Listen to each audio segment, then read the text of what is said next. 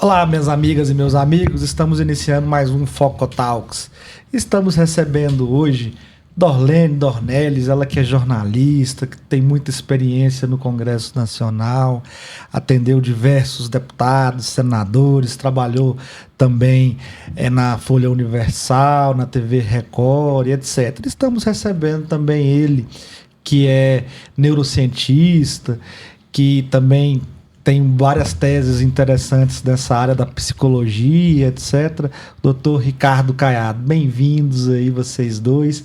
Vamos iniciar com a doutora Dorlene, né, Dornelles, ela falando um pouco da história dela, da onde ela veio, como é que ela chegou em Brasília, onde ela está hoje, etc.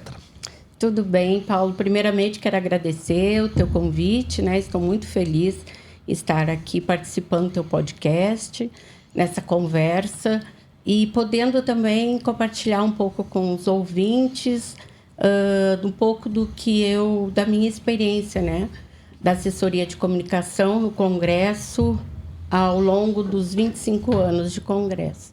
Então, muito obrigada. Muito bom estar com você. Estamos aqui também com o Ricardo. Ricardo, conta um pouco pra gente aí da sua história aí, como é que você chegou até aqui. Resumidamente, a gente pensa em neurociência, a gente pensa em estudo do cérebro.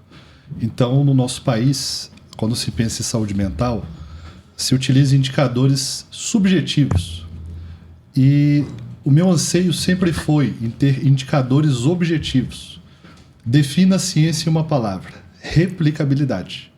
Se você não tem indicadores objetivos, você não evolui. Quem não mede, não gerencia. Então, ao longo da minha jornada, eu viajei para outros países para desenvolver e ter tecnologia para enxergar um cérebro, por exemplo, hoje, em tempo real e em 3D. E isso faz uma diferença tremenda na área dos diagnósticos e na área das intervenções. Porque imagina hoje um ortopedista sem o raio-x. Quanto tempo ele levaria para chegar no diagnóstico? Bem-vindo. Essa é a situação hoje em saúde mental no nosso país. A dor é rápida, mas o diagnóstico é lento. Então, hoje, no nosso Centro de Neurociência, a gente tem tecnologia dos mais diversos países. A gente unificou essas tecnologias para enxergar um organismo em tempo real, para antecipar diagnóstico e melhorar as reabilitações. Porque, do ponto de vista da saúde mental, o nosso país hoje não tem soberania alguma. É quase uma vergonha. Como é que uma pessoa hoje que tem e vai realizar um diagnóstico no espectro autista demora mais de 2 anos numa fila de atendimento? Como é que uma pessoa hoje que tem um problema em saúde mental não tem essa rede de acolhimento em quase nenhum lugar do país? E os números hoje são catastróficos do ponto de vista das epidemias. Então, já há algum tempo, a gente vem vencendo essa batalha com pesquisa, com dados, com informação e com trabalho investigativo. Porque ciência, na realidade, é pesquisa. E pesquisa é achar soluções. Então, ao longo dos últimos 15 anos, eu venho pesquisando, encontrando dados, implementando melhorias para que a saúde mental não se torne o problema que hoje é. Hoje estamos reabilitando uma pessoa com depressão, por exemplo, em 4 meses. E o Estado leva quanto tempo? E este problema afeta todas as famílias. Vamos fazer aqui uma pequena linha do tempo. Uma mãe hoje está grávida. Ela tem esse apoio, esse acolhimento, essa rede de proteção? Não. Quando ela tem a criança, é comum ela ter o que a gente chama de depressão pós-parto. A cada 3 mulheres, uma tem esse problema. Como que resolve? E aí a gente tem os índices de separação, os índices de abandono de lar. Se essa criança hoje tem um espectro autista, como que ela sabe? Cadê esse diagnóstico? Aonde ela vai? Aí ela olha para o lado, a filha dela, por exemplo, está com um quadro depressivo. Aí ela olha para o outro lado, o irmão está num quadro de alcoolismo. Aí ela olha para o outro lado, tem um sobrinho que está viciado em tela, em tecnologia. Os algoritmos hoje são feitos para viciar as pessoas. Aí, doutor, é muito interessante isso. Então, hoje a gente vive uma avalanche de informações e, do ponto de vista da neurociência, como o cérebro humano lida com esse excesso? Não lida, porque a gente está voltando, fazendo aqui uma analogia para quem nos escuta, a gente está voltando para a Matrix. O algoritmo é feito para nos viciar. Então a gente tem excesso de informação e o cérebro não processa. O não processar gera o não refletir. É como se a gente estivesse vendo excesso de trailers e não estivesse aprendendo absolutamente nada. Por exemplo, se você vê um filme, na teoria, um bom filme, gera início, meio e fim, e você tem uma experiência, uma aprendizagem, uma reflexão. Só que se eu só assisto trailers o dia inteiro, eu não tenho experiência 30 segundos, 45 segundos, né? Exatamente. A gente vinha evoluindo nesse sentido como sociedade. E aí isso impacta diretamente a forma como as pessoas tomam decisões, né? Inclusive políticas e sociais, não é? Ou não? Sim, porque o mundo hoje está intolerante, impaciente, impulsivo, explosivo.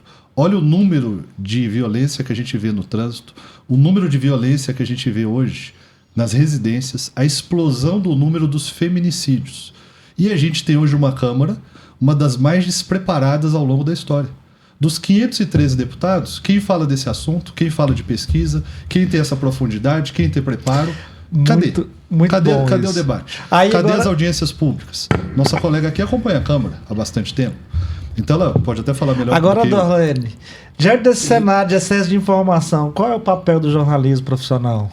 Então, o que o doutor acabou de falar realmente é muito importante nesse momento, o que tem acontecido. Eu acho importante chamar a atenção dos parlamentares para que eles façam um trabalho que até mesmo na comissão, dentro das comissões, chamem especialistas para poder tratar disso e, de repente, fazer projetos de lei, né? Que tratem, porque realmente o mundo está indo... Está ficando perdido, sem controle. Né? E aí, agora eu te pergunto para você como jornalista, e como um jornalista pode se destacar nesse ambiente dominado pelas redes sociais? O jornalista, ao mesmo tempo que os jovens, eles também buscam muito as IAs, né, para ajudá-los, eu acho que deixa a desejar aquele jornalista que escrevia, né, que formulava as perguntas, que realmente fazia um papel. Não estou desfazendo, porque eu também uso, né? Não adianta, não tem como a gente fugir da tecnologia. Mas eu acho que poderia também ter matérias voltadas para isso na área da saúde. Aí vamos para a neurociência. Aí eu pergunto para o Ricardo agora. Ricardo, as fake news, muitas vezes elas se espalham mais rápido que a verdade. Isso tem relação com o funcionamento da mente, do cérebro? A gente está, de novo, voltando para uma Matrix, estamos com uma geração superficial e a gente tem um problema da chamada informação não checada. Então vamos pensar, nossa colega tem um longo currículo e muita experiência na área do jornalismo. Por quê? Porque antes você tinha que ter muita credibilidade para você assinar uma matéria, para você fazer um nome na área do jornalismo. Então isso não é da noite para o dia. Isso é uma transformação, isso é uma credibilidade. Hoje, portais pequenos, jornalistas sem experiência, sem pauta, sem profundidade, que muitas vezes nem eles escrevem, estão tentando ocupar um espaço de alguém que tem experiência. E aí a gente enfrenta uma série de problemas. Por quê? A informação não checada, ela parece ter credibilidade. E o olho humano e o veículo hoje, vamos pensar o seguinte, é como se fosse uma inundação, uma poeira, uma fumaça. Nessa fumaça você não enxerga direito, é difícil fazer a chamada diferenciação. Então hoje o jornalista que apenas escreve e que passa uma informação, ele se equipara ao jornalista que tem 30, 20 anos de casa. Então essa não checagem da informação, essa superficialidade, sem querer querendo, passa a ideia de que é séria. É o que a gente vai chamar de fake, é como se fosse um produto pirata, que não tem qualidade. E a gente vive, na minha visão, sim, uma grande crise no jornalismo. Por quê? Porque hoje, nos grupos de WhatsApp, nos encaminhamentos das fake news, o consumidor, vamos pensar assim, o telespectador, ele não tem essa diferenciação.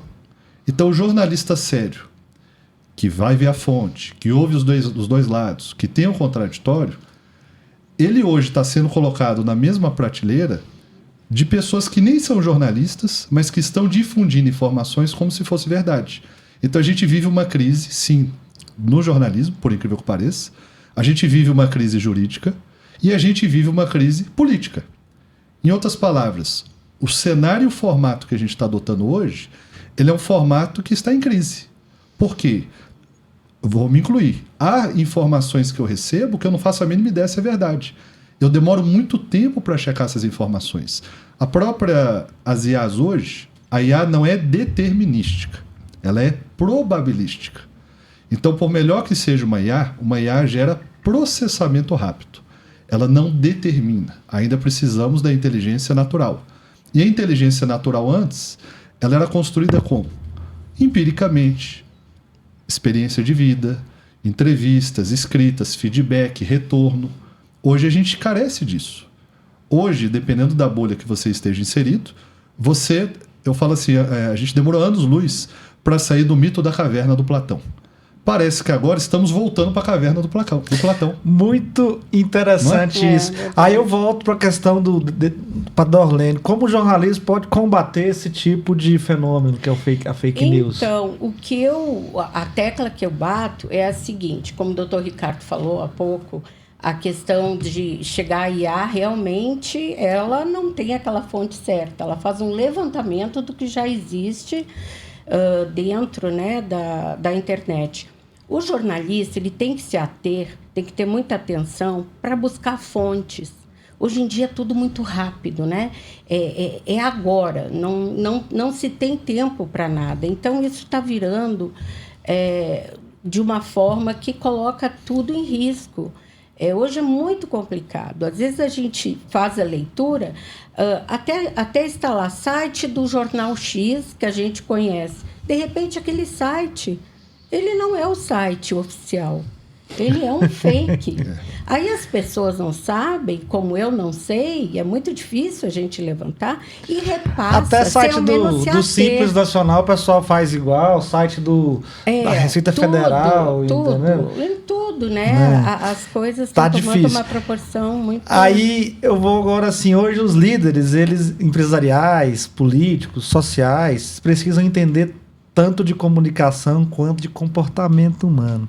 E aí eu pergunto para vocês, como vocês avaliam essa relação? Aí eu já passo a pergunta para o Ricardo Caiado. Falando um pouco sobre liderança e influência no cérebro, entendeu? A gente geralmente gosta de adotar um modelo chamado liderança pelo exemplo. E hoje a gente vê, por exemplo, na pauta que eu defendo com a saúde mental, a gente vê muitos surfistas, pessoas que surfam em ondas. Quando você vai verificar e checar, a pessoa não tem um projeto, nunca atendeu ninguém, não tem experiência. Não fez nada. Nunca trabalhou com aquilo. Não tem entrega, né? E aí a gente vive um fenômeno, Paulo. Porque antes, pelo menos na minha geração, geração dos meus avós, antes as pessoas eram. E o que é ser? É a experiência, é a vivência, é a convivência, é a família, é a troca de vida que aquele indivíduo teve e a sociedade que ele está inserido. Uhum. Depois, a gente teve a primeira inversão de valores, que as pessoas começaram a ter para ser, ou seja, comprar coisas para se tornarem. E agora, na minha visão, a gente está na fase mais involutiva da história, que é a seguinte: hoje não precisa ter nem ser, só precisa parecer. Então ele parece bom, pronto, já está funcionando. Por quê?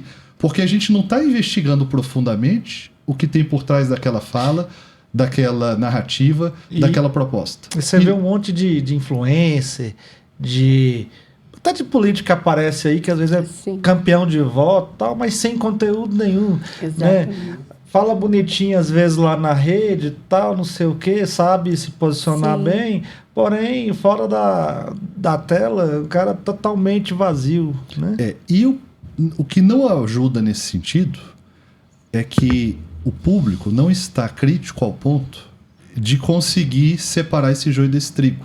Então a popularidade muitas vezes está vencendo a proposta. A popularidade está vencendo a profundidade. Então a gente está num momento crítico de involução muito grande. Olha, ele parece bom, pronto, ele está eleito. Isso é um fenômeno perigosíssimo, para a nossa democracia, para as nossas instituições e principalmente para a nossa eleição, que vai ser em outubro, porque se a população não evolui do ponto de vista da investigação, eu vou usar um termo aqui do grego, que a gente chamava de episteme versus doxa. Episteme é investigação racional. Doxa é opinião. A investigação racional, você vai a fundo, que é informação checada, para você ter dados, para você ter o fato. Não, hoje eu não preciso ter investigação racional, eu só preciso ter uma opinião. Olha, eu digo que ele é bom, pronto, já basta. E é assustador isso, porque a gente vem evoluindo tecnicamente e na tecnologia, 2026, né? Processamento, dados, IA, inteligência artificial, mas do ponto de vista da inteligência natural, parece que a gente não está tendo o bom senso, o critério, o mínimo de, vamos falar assim, o mínimo de ponto crítico para investigar aquela pauta, aquela proposta, aquele candidato, aquela, digamos assim, aquela frase. Então tá raso. Tá raso. E ao mesmo tempo que a pessoa cresce muito, ocupa espaço, também tem a lacração. Mas agora vamos falar um pouco, Dorlene, sobre a narrativa, a imagem pública e a responsabilidade. Como é que você vê essa questão, né, desses fenômenos aí, né, que existem de comunicação, liderança e sociedade? Sim, eu achei interessante que o doutor Ricardo colocou a questão da inversão de valores, né, que tem acontecido. Quer dizer, não é o que a pessoa é realmente, mas o que ela tem, né, no momento. Eu acho que está tudo assim, é uma velocidade muito grande. As pessoas, elas não estão mais olhando, indo a fundo, se aprofundando no que realmente é, né, o que é verdade ou não. E me parece que hoje em dia, em todas as áreas, tanto da política, em todas as áreas, eu acho que eu posso até falar médica, enfim, as pessoas estão correndo muito porque parece uma competição do tempo e ninguém mais tem, parece que perdeu aquela responsabilidade, né, de tudo. De ter aquele temor de fazer um estudo profundo, colocar aquilo, no meu caso, a imprensa, o jornalista, focar realmente lá, ver a fonte, se realmente é aquilo que está acontecendo. Então, tem que ser feita alguma coisa, eu acho, nesse sentido, para poder... Eu preciso da ajuda de vocês. Esse fazer vai ser feito agora, inclusive. Eu quero pedir algumas dicas práticas, né, para quem está nos assistindo, como consumir melhor informação e tomar decisões mais conscientes.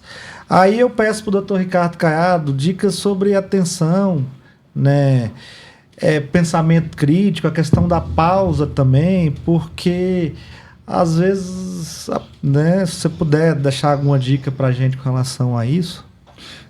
Geralmente a gente tem que... Tudo depende da intensidade da frequência.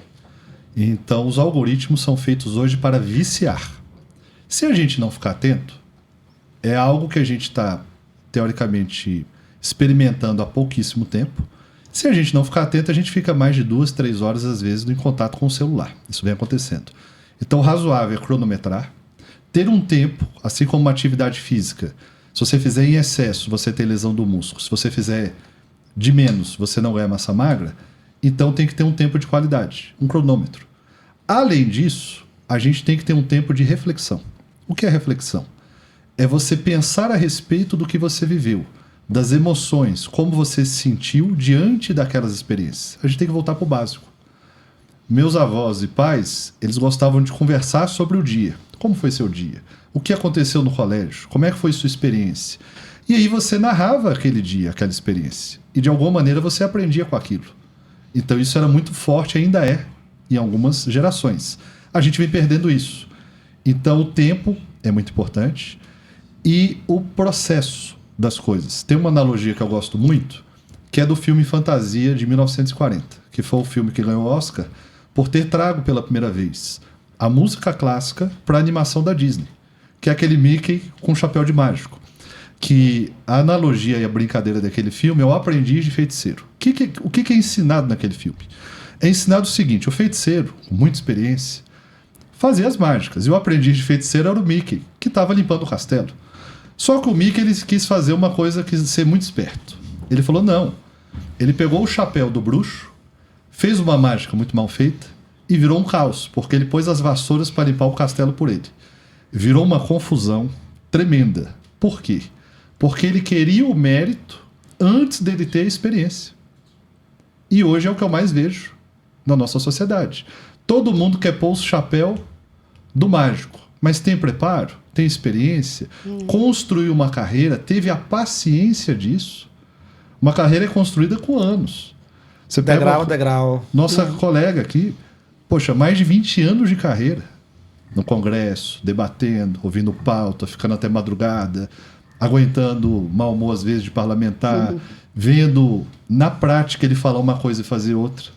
Então, para ter o jogo de cintura, essas experiências, quantos anos não tiveram? Exato. Como é que alguém chega hoje e fala assim, não, eu entrevisto parlamentar sem falar de política? Não dá. Muito bom isso, doutor. É excelente essa ponderação sua. Aí eu já passo para Dorlene. Dorlene, aí deixa pra gente dicas sobre checar fontes, evitar impulsividade e realmente sempre buscar a qualidade. Como é que você vê isso no jornalismo? Eu posso falar por mim, né? É complicado a gente falar assim, né? Apontar alguém, enfim. Mas falando por mim, que estou lá no Congresso já 25 anos de experiência, eu sempre procurei, eu sempre priorizei a verdade, checar as fontes, até porque quando tu trabalha com parlamentar, tu veste a camisa, né? E tem uma responsabilidade muito grande, porque o que o jornalista escreve, tá lá, o escrito não tem mais, não se tira. O que eu escrever para ele, o que eu passar para o parlamentar e ele usar a tribuna, acabou, porque a partir do momento que ele fala algo na tribuna, isso vai para o Brasil todo e fora do mundo, está lá. Então, eu sempre tive muita responsabilidade, muita preocupação de pegar a fonte, de pegar os dados corretos, de lá checar, saber, olha, realmente... Outra coisa que o doutor Ricardo falou, que é importante, ao longo dos anos, a gente cria um mailing e uma intimidade com os colegas, porque a gente troca figurinhas no Congresso. Então, hoje, é o que eu falo, eu me dou com toda a comunicação geral, nacional, com o pessoal do Metrópole, a Globo, a Record, e amigos que a gente faz dentro do Congresso ali, que tu cria, né, aquela amizade e aquela confiança, porque é uma troca de confiança, né? Então, eu falo para um colega que vem checar uma fonte, chega em mim, como vários já chegaram, Dorlene, o parlamentar X, o parlamentar que tu está, realmente aconteceu isso ou aquilo? Eu nunca vou mentir. Eu posso omitir alguma coisa, de repente não falar sobre um assunto, mas eu sempre passei a informação certa e correta. E é isso, então, para mim, é o fundamental. Então agora vocês vão me passar a informação correta. Vou fazer perguntas rápidas agora, ping-pong. Vou começar logo com você. Uma palavra que define o momento atual. Incerteza. O maior desafio da comunicação hoje? Eu acho que o maior desafio da comunicação é a verdade. O que as pessoas mais precisam desenvolver? Generosidade. E para encerrar, uma mensagem final para quem nos acompanha. Eu acho que a gente tem que cultivar o amor. Então, fechou. Agora, doutor Ricardo Caiado, vamos lá agora. Chegou sua hora. Uma palavra que define o momento atual. Confusão e indignação, né? E o maior desafio da comunicação hoje? A paciência, porque todo mundo quer tudo muito veloz e a velocidade, ela infelizmente está sendo inimiga da verdade, da checagem e da informação verdadeira. O que as pessoas mais precisam desenvolver? Hoje a saúde mental, do meu ponto de vista. E uma mensagem final para quem nos acompanha? Nossa intenção com o nosso trabalho e a continuidade com nossas pesquisas é aprender a transformar a ansiedade em vontade vontade em convicção e convicção muitas vezes em fé, para a gente não perder a esperança. A minha visão de fé é sentir antes de existir. Então a gente não pode perder a fé. A tecnologia vem trazendo muita informação e muita confusão, mas a gente não pode esquecer quem nós somos. E trazer a nossa essência e resgatar os nossos princípios. Voltar para a origem, como a gente diz, para as raízes. A gente está querendo acelerar o galho, sendo que a raiz é o que nos torna vivos, fortes e plenos. Show de bola. Então, quero agradecer muito imensamente a presença do Ricardo Caiado e da Dorlene Dornelles nesse bate-papo enriquecedor. Falamos sobre mente, informação, comunicação e principalmente sobre responsabilidade na forma como consumimos e compartilhamos conteúdos. E se você gostou desse episódio, compartilhe com seus amigos, siga nossos canais e continue acompanhando o Foco Talks. Até a próxima. Até.